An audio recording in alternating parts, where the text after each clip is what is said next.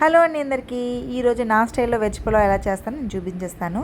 So stove పైన గిన్నె పెట్టుకున్నాను. గిన్నె వేడెక్కిన తర్వాత సరిపడంత ఆయిల్ వేసుకున్నాను. అందులోనే ఒక స్పూన్ ఘీ అయితే వేసుకున్నాను.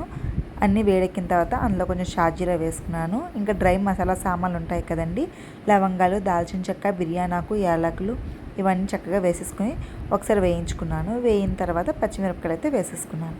ఇప్పుడు ఇందులోనే చక్కగా ఉల్లిపాయలు వేసేసుకున్నాను. ఉల్లిపాయలు చక్కగా వేయిన తర్వాత అందులో ఒక పిడికెడు జీడిపప్పు అయితే వేసాను అనమాట. జీడిపప్పు అనేది ఆప్షనల్, నా దగ్గర ఉంది కాబట్టి అలా వేసేసాను. మీ దగ్గర ఉంటే కూడా వేసుకోండి. కరివేపాకు అయితే వేసేసుకున్నాను. ఇందులోనే చక్కగా టమాటాలు కూడా ఒకటి వేసేసుకున్నాను అనమాట. ఇప్పుడు మెయిన్ వచ్చేసి ఒక మిక్సీ జార్లో పుదీనా, పచ్చిమిరపకాయలు, అల్లం, వెల్లుల్లి చక్కగా వేసేసి మిక్సీ పట్టేశాను అనమాట. మిక్సీ పెట్టేసి పక్కన పెట్టుకున్నాను. ఇప్పుడు ఇవి వేగిపోయాయి కదండి, ఇందులోనే నా దగ్గర ఉన్న వెజిటేబుల్స్ అయితే వేసుకున్నాను. క్యారెట్, ఆలు, గ్రీన్ పీసు, ఇంకా గ్రీన్ బీన్స్ కూడాను. సో నా దగ్గర ఇవే అవైలబుల్గా ఉన్నాయి. మీ దగ్గర ఏ వెజిటేబుల్స్ ఉంటే ఆ వెజిటేబుల్స్ వేసుకోండి. సో ఇవి కూడా చక్కగా వేయించేసాను. ఇంకా మెయిన్ వచ్చేసి మిల్ మేకర్ వేసుకున్నాను. ఇందులో ప్రోటీన్ అనేది చాలా ఉంటుంది. సో మనకి చికెన్తో సమానంగా ఉంటుందంట. సో ఇందులో మిల్ మేకర్ కూడా వేయించుకొని తగినంత సాల్ట్ అయితే వేసుకొని ఇంకోసారి చక్కగా కలుపుకున్నాను అనమాట. కలుపుకొని కాసేపు మూత పెట్టేశాను కొంచెం మగ్గడానికి కోసం అని.